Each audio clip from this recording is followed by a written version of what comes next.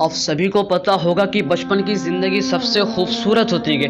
ہمارا ہر لمحہ خوشیوں میں گزرتا ہے. ہمارے آس پاس پرابلم کا کوئی نام و نشان نہیں ہوتا ہے. لیکن جیسے کہ ہماری زندگی آگے بڑھتی رہتی ہے تو ویسے ہی ہماری زندگی میں پرابلم کی انٹری ہوتی ہے. تو ایک وقت ایک لمحہ ایسا آتا ہے کہ ہمیں اپنا گاؤں چھوڑ کے جانا پڑتا ہے, کبھی تو اسٹڈی کرنے کے لیے, کبھی تو کمانے کے لیے, کیونکہ ہمارے گاؤں میں نہ تو اتنے اچھے کالج ہوتے ہیں کہ جہاں رہ کر ہم اسٹڈی کر سکیں, نہ کمانے کی بہت اچھی جگہ ہوتی ہے. سو ہمیں اپنا گاؤں, اپنی خوشیاں, اپنے لوگ, اپنا سب کچھ چھوڑ کے جانا پڑتا ہے. جب ہم بس کے انتظار میں روڈ پہ کھڑے ہوتے ہیں تو ہمیں یوں لگ رہا ہوتا ہے کہ ایک جسم بے جان ہے, جس چہرے پہ کوئی اسمائل نہیں ہوتی ہے, جس چہرے پہ کوئی مسکراہٹ نہیں ہوتی ہے, اور یوں لگ رہا ہوتا ہے کہ کسی نے ہم سے ہماری خوشیاں چھین لی ہیں. اور جب ہم بس میں ہوتے ہیں تو ہمارا پورا سفر گاؤں کے خیالوں میں ہوتا ہے, اور ہم سوچ رہے ہوتے کہ وہاں تو ماں کے ہاتھ کا کھانا ملنے والا نہیں ہے. اور جب ہم سونے کے لیے جاتے ہیں تو صرف کروٹیں بدلتے رہتے ہیں اور لوگوں کو یاد کر رہے ہوتے. لیکن کیا آپ نے کبھی اپنے اس فادر کے بارے میں سوچا جو آپ کی زندگی بنانے کے لیے خود کی خوشیاں بھول کر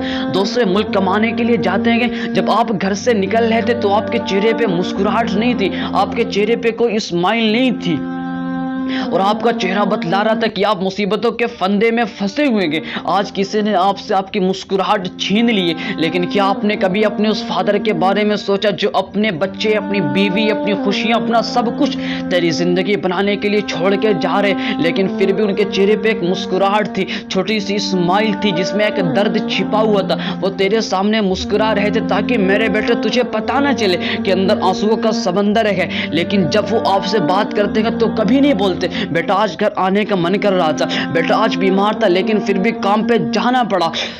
میرے بیٹے جب میں ٹہلنے کے لیے نکلا تو تیری بہت یاد آ رہی تھی. میرے بیٹے آج میں بیمار تھا, میرے سر پہ ہاتھ رکھنے والی تیری ماں نہیں تھی, اور نہ کوئی پوچھنے آیا تھا کہ آج آپ کی طبیعت کیسی ہے, کہ اب آپ کیسے ہو. اور آپ اپنی زندگی میں یوں مست ہو کہ میرے باپ کی سیلری اتنی ہے, شاید کہ تجھے یہ نہیں پتا کہ تیرا باپ اوور ٹائم بھی جاب کر رہا ہے, شاید کہ تجھے یہ نہیں پتا کہ وہ صرف 3 گھنٹے سوتے تیری زندگی بنانے کے لیے, شاید کہ تجھے اتنا بھی نہیں پتا کہ آج انہوں نے پوری رات روتے روتے گزار دی اور تو اپنی دنیا میں مست ہے. لیکن پھر بھی وہ تجھ سے شکایت نہیں کرتے گے, لیکن پھر بھی وہ تجھ سے اپنی پرابلم بیان نہیں کرتے گے.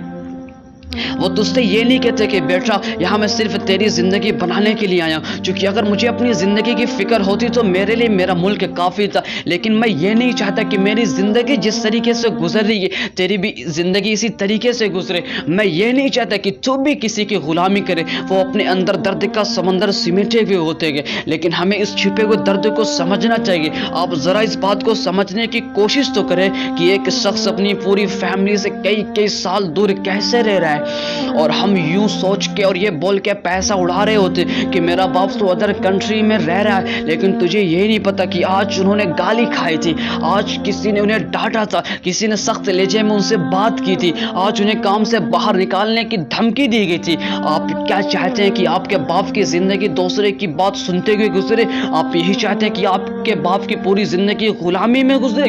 میرے بیٹے نہیں, ان کے درد کو سمجھنا ہوگا. ان کا تو صرف ایک خواب ہے نا, اس خواب کو پورا کرنا ہوگا. ان کی تو صرف چھوٹی سی خوشیاں ہے نا, اس خوشیوں کو پورا کرنا ہوگا. ابھی آپ کے پاس ٹائم ہے, آپ اچیو کر سکتے ہو, آپ کچھ نیا کر سکتے ہو, آپ ان کی خوشیاں انہیں لوٹا سکتے ہو. میرے بیٹے ابھی آپ کے پاس ٹائم ہے, اب فیصلہ آپ کے ہاتھ میں, آپ کو کرنا کیا ہے.